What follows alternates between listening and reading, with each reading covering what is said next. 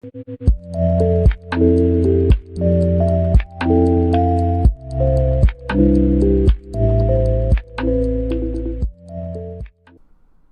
18, I was tossed out because I was doing nothing with my life. No friends, virgin, no schooling. I was a shit stain to my parents. The first night on the streets was hard. It was -5 degrees Celsius. I remembered this old boarded-up house a few miles away. So I walked there. Spent a good half hour kicking off some of the boards to get in, then slumped in a corner. I thought I was going to die there. The next day, I sat in there worrying. As night approached, the cold crept in, and I sought to stay warm. If I got sick, I was dead. I wandered around for trash bags, cardboard, anything to stay warm. Saw a blue charity bin outside of an Oxfam shop, unlocked. Win. I ransacked that motherfucker and ran back to my hovel with 6 bags of rags. They were very heavy, but I knew they wouldn't make the same mistake twice.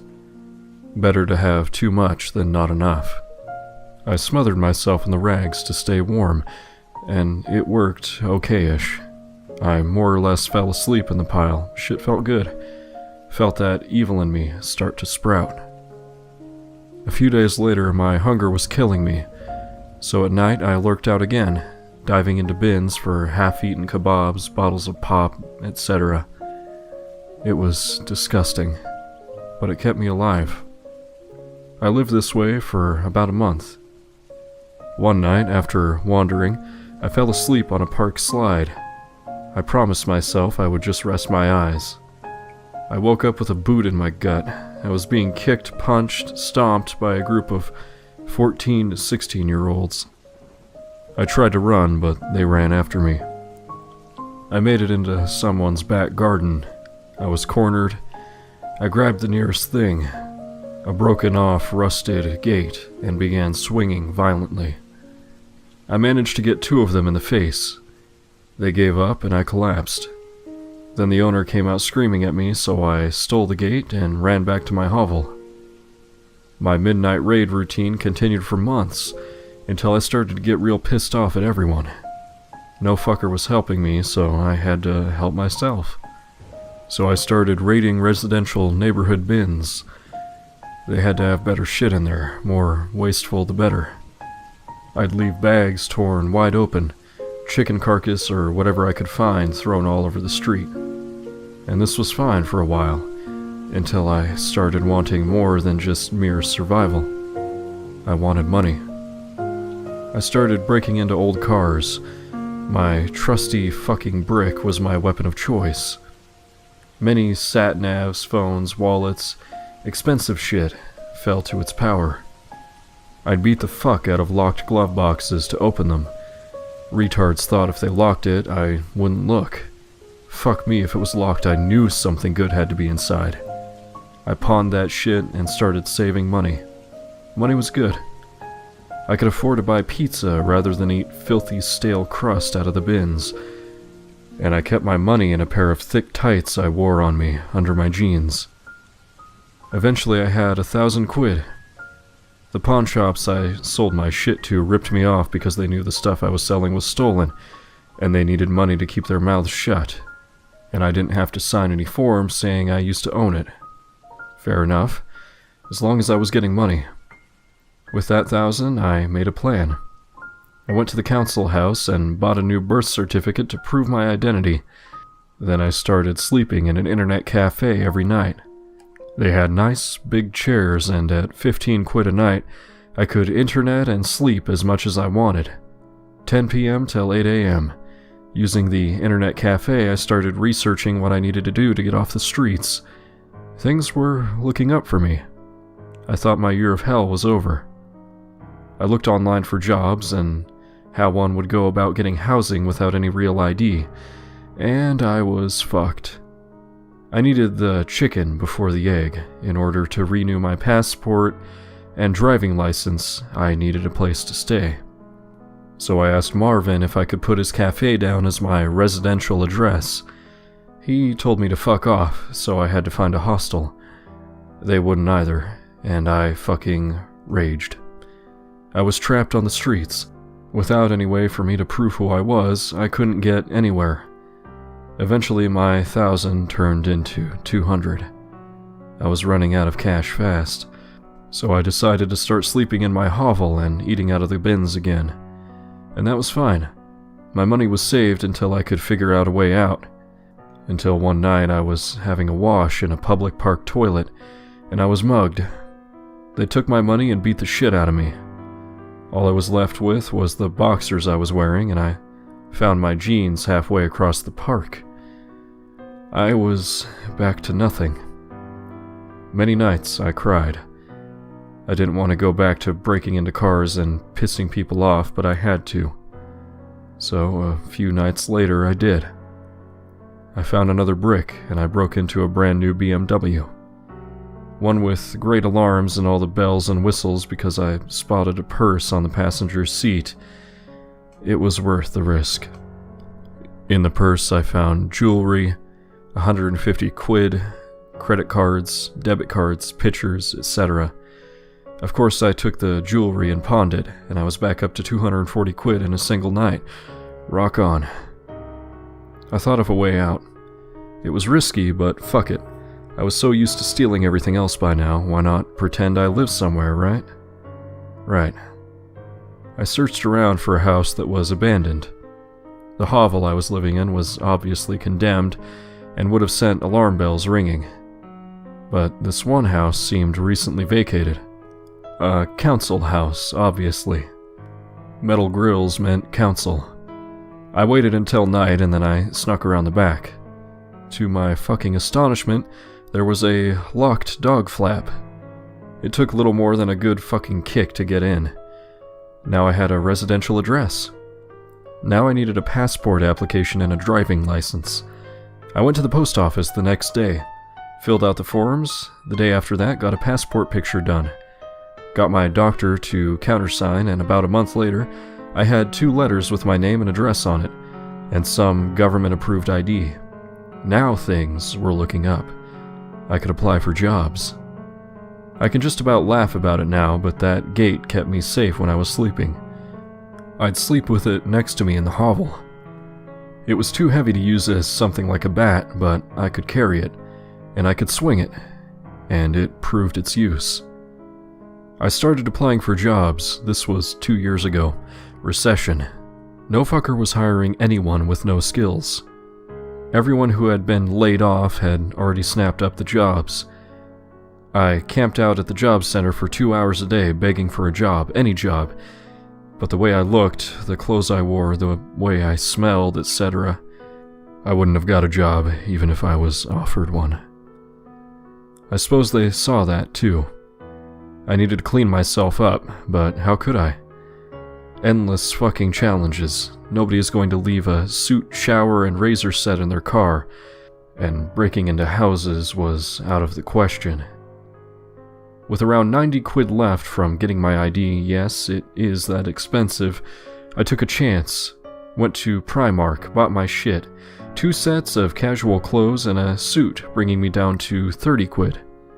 Went to a local swimming bath, snuck into the changing room, took a shower, stole a jacket someone had left on the coat hooks on my way out. That night I went to 24-hour ASDA. Bought a shaving kit and scissors.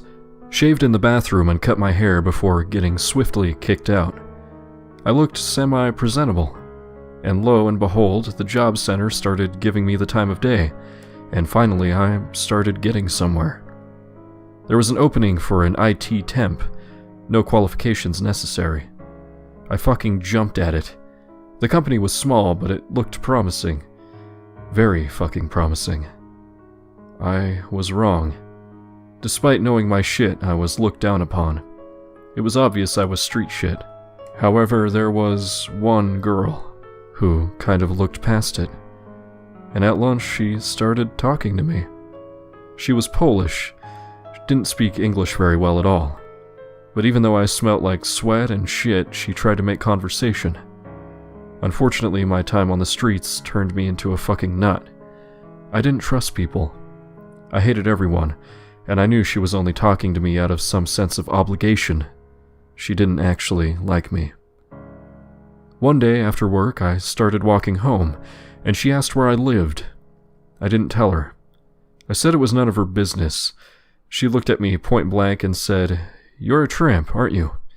It's obvious by the way you look, smell, act. It's written all over your face." And I started crying in the street. And I'm not talking weeps. I cracked and let it all out, slumped down next to a wall, and she just stood there looking at me.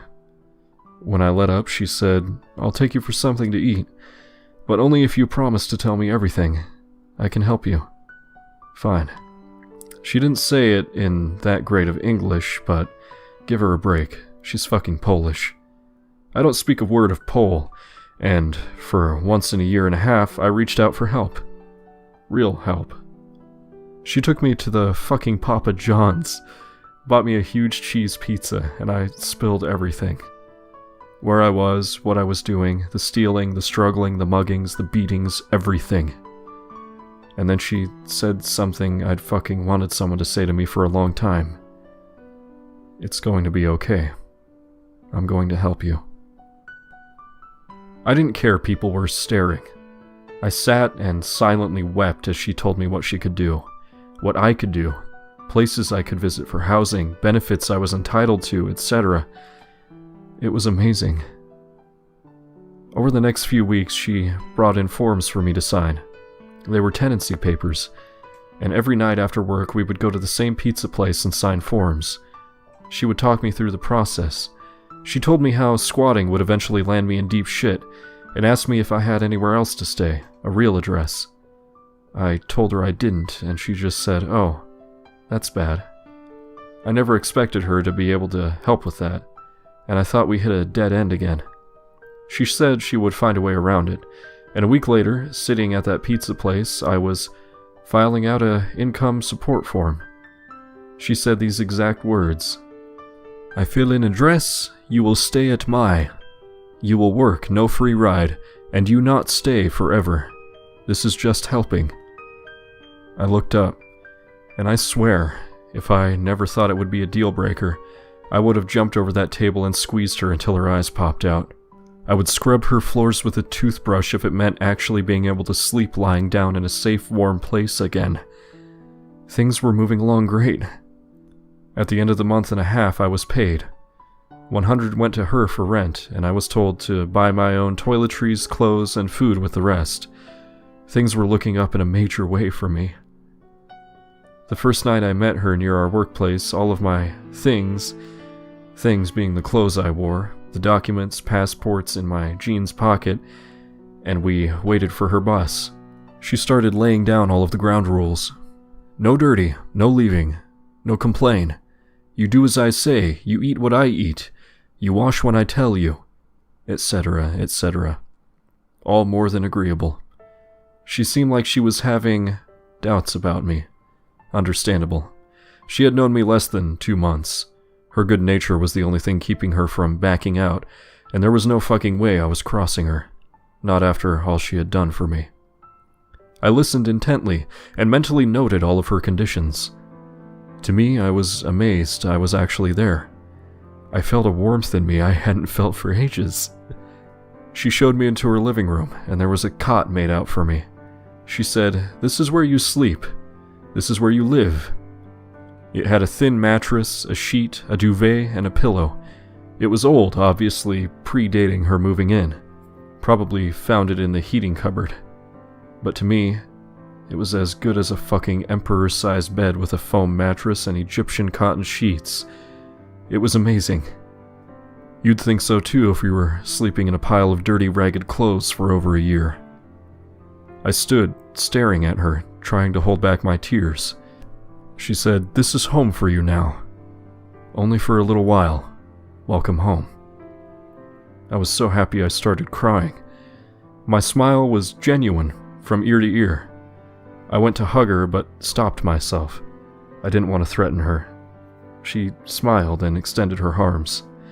For the first time in a long time, I had a nice, long, comforting hug. I'm crying right now just remembering that moment. It was amazing. She went into her bedroom and threw a bag at me. Inside I had 3 towels, 5 sets of socks and boxers, 3 sets of bed clothes, and some shower gel. She said to me, "This is start. You give me your bag. I wash really well. Clean shower after. I sort out bag while you wash." And while I washed, she went through my things and picked out things I could use and threw away the rest.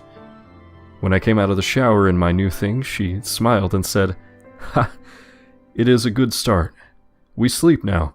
You do not come out of room." She waited until I was in bed, turned off the lights, and closed the door. I cried myself tears of happiness until I fell asleep. My forms came back. I was officially on the housing list, and every day for a long time things went smoothly. Wake, shower, eat, work, chores, eat again, bed. Over the weeks, she worked on reintegrating me. Took me for a haircut, helped me get things like clothes, taught me some of her cooking. I cooked blitzes and kurczak de volaille all the time. Taught me how to pay bills, took me for a new bank account. I was getting paid in pay mandate slips that I could take to the company's bank beforehand, and started making me feel like a person again. At home before bed, we would sit, watch TV, talk about things. I learned a lot about her life and friends back in Poland. Why she was in Britain. Pay in Poland is crap, and even with the British cost of living, she was sending home more than she could spare when she lived in Poland each month. And every day I told her how grateful I was to her. Slowly, I started getting privileges, like her trusting me to watch TV while she went to bed, being able to go to the toilet at night, being able to go shopping and come back. I really was beginning to feel like a person again, to the point that my humanity started returning. I started being sociable at work, keeping our secret, of course, and for the first time in ages, I was happy. Really happy. Skip ahead 4 months. She completely trusted me, and I'd never do a thing to harm her. In fact, I became very protective over her. She was a goddess to me, something to be guarded. She was the only friend I had in the world. Of course I'd be like that. Then she started doing little things I look back on now and see as signs, before I was completely oblivious. She would rest her head on me when we watched movies late at night, share food from her plate, steal things off mine, wear my clothes to bed and act like hers were all dirty, or say she liked mine better because they were baggy. It was November at this point. One night she said, "We need tea, milk, butter, bread. Can you go?"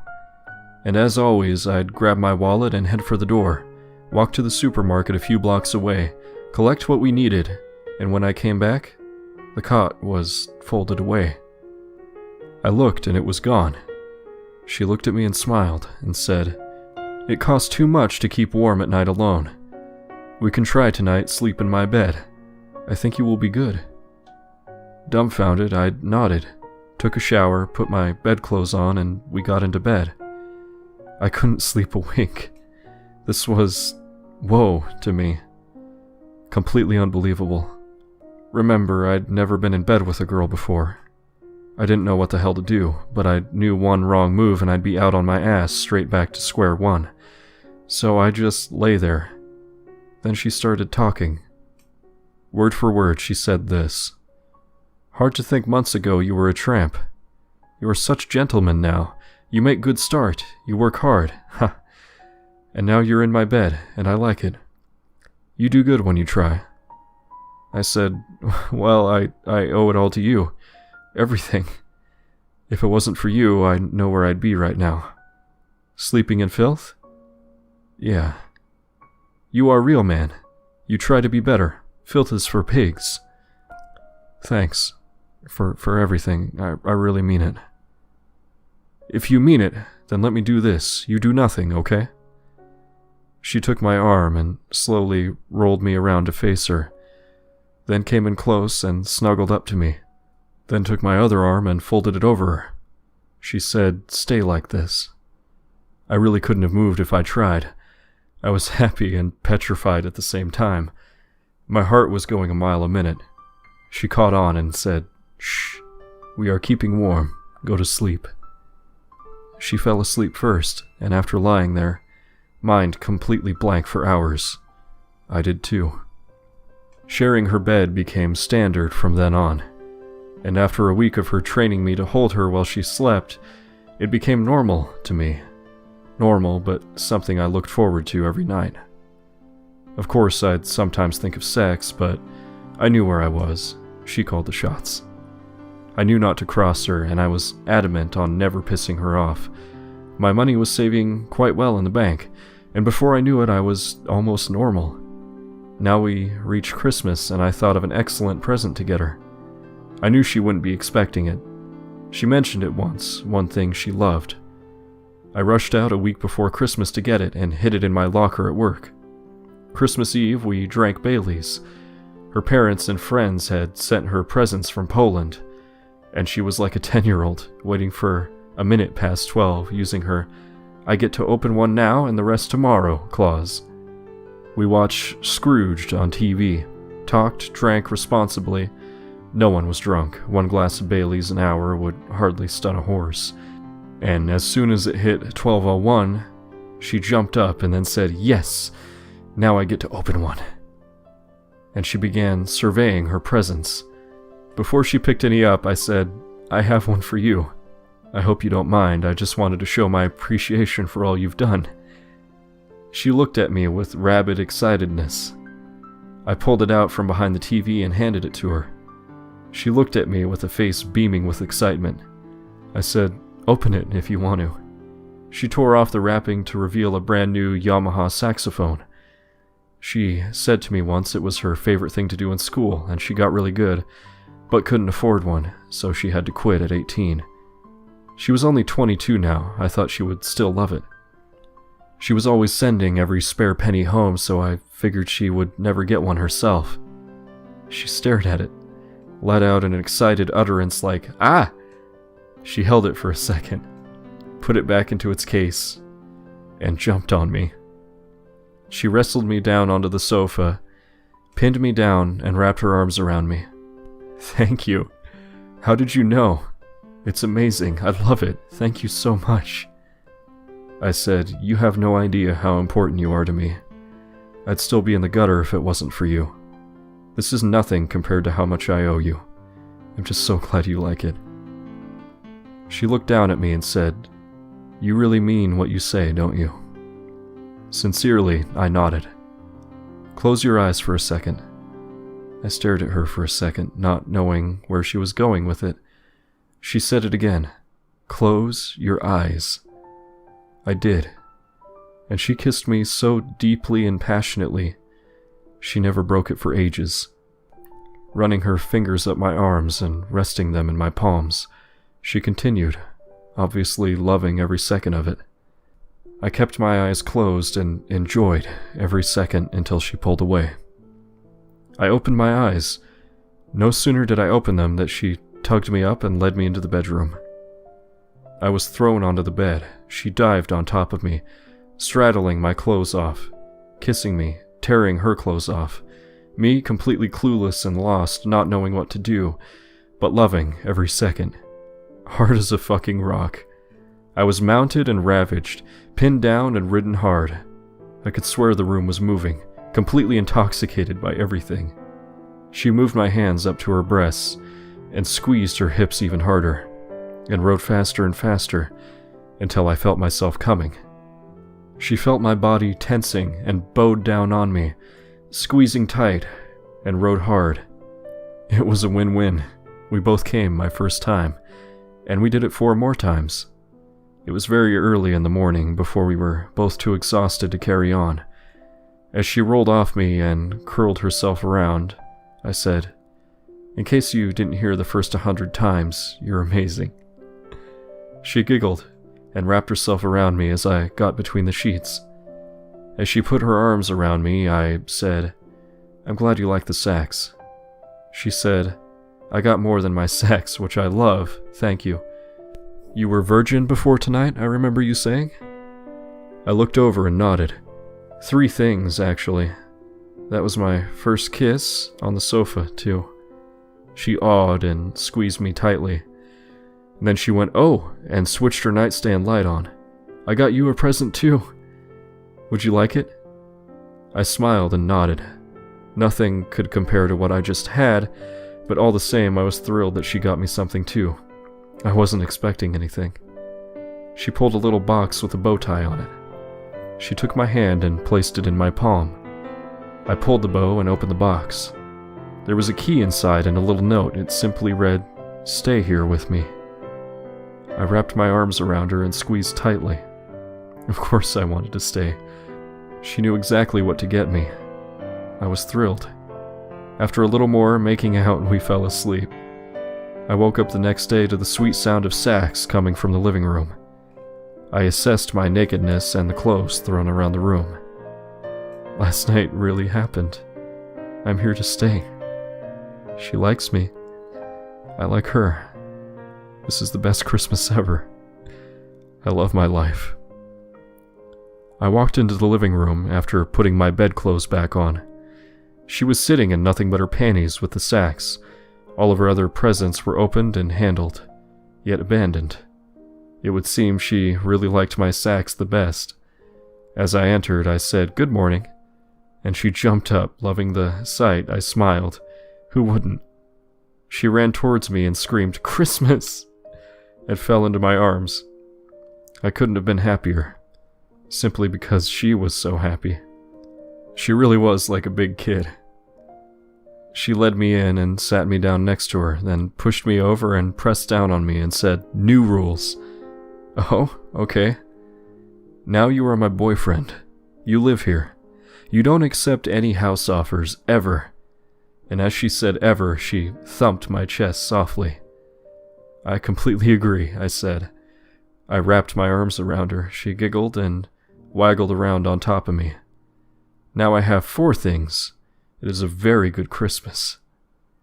Then we're 4 for 4, and I bet I loved my presents more. She pressed up to bring her face to mine and kissed me, then got up to get dressed. I remember sitting there, absolutely, positively, completely content at that moment. Nothing in life could get any better than that point. I felt amazing, like Superman on a crack binge. It was incomparable to anything I'd ever experienced. And the whole of that day, I had a complete sense of wonder, excitement, and peace. We talked to her folks, and she introduced me to them over the phone, with a few fabrications as to how we met and how long we'd been dating. And I got to say Merry Christmas to her folks, who seemed to like me straight off the bat by her mother's tone and words. We ate pomidorowa with noodles for substitution of a big Christmas meal, attacked the Baileys in the evening watching TV, and in the evening I was treated to a private sax recital. She played some phenomenally beautiful songs on her sax, and on that night we kissed, cuddled, and went for round 2. It was the best day of my entire life. It really, truly was. New Year's Eve was just as special. As the clock struck 12 o'clock, she kissed me and held it for a full minute with her arms wrapped around my back and neck. As she broke, she said, "Happy New Year's." I said, "Happy New Year's." We gazed into each other's eyes as the fireworks went off deeper in the city, the skies alight with the most romantic and brilliant setting available. After a while, she said, "We start as we mean to go on, yes?" I said, "Absolutely." And we went to the bedroom again and didn't stop until 5 a.m. It was like this until January 4th. We went back to work, and our love grew and grew over the months. We reached March 21st, her birthday, in which I both presented her with a custom mouthpiece for her saxophone and confessed my love. And she said something that has always stayed with me. She said, "When we met, we were alone. I think fate made us meet. Life has been so good since I met you. You are my everything now. I love you too." My birthday was great too. She took me to Poland to meet her folks. They heard the real story of how we met, and they completely accepted it and loved me for making her so happy. Her mother and friend even hinted at marriage, and that I shouldn't make her wait too long. Poland is a great country, whatever anyone says. Her town was great, the people were really friendly. Everything was cheap compared to the UK, and man, do the Poles know how to lay it down and party. I had an amazing time there. Things went so well, we made so many plans. So many plans. I bought her a ring and popped her the question on August 12th. It was an unconditional yes. We planned to have the wedding in her hometown in Poland. I had disowned my family after all, and I had no friends. Having it in England where nobody would celebrate it with us was pointless. We saved up 4,300 quid. The wedding we planned, along with the present I wanted to give to her family. The honeymoon in the Canary Islands needed just under 6,000, but we were working hard to make it happen. And although we were living frugally to make it happen, we loved every second of each other's company. The passion never left us even for a second, never had an argument. She was a strong leader who loved and respected her subordinate. I was a loyal subordinate who loved and respected his leader. We worked well as a team, too well. We lived for each other's sake, constantly, relentlessly expressing our love for each other. That Christmas, we spent it in Poland with her family. I got every single one of them a gift to show my appreciation for raising and nurturing the love of my life the way they had. I got her a little glass rose, made with her and my name inscribed along the stem. She loved it, she really did. February 7th. She collapsed at work, out of the blue. She fell into a coma. Her family came and stayed with me for a while. We visited her every day. There was always someone by her side. Every second someone could be there, someone was. I pleaded with her to wake up every single day, even if it was just a whisper. I would say to her, "It's Christmas. Come on, babe, wake up. You have presents." And a few times I swore I saw her smile. I got a call in the middle of the night. She passed away May 2nd. She was flown back to her hometown, and I spent every penny I had on her send-off. I wanted her to have the most beautiful ceremony anyone ever had. I got fired. I applied for dole and income support, and I've never left this place for more than a few hours since. Her sacks, her clothes, her things, they're all here. I go to bed holding her picture every night. If moving on means forgetting her, I hope I never fucking do.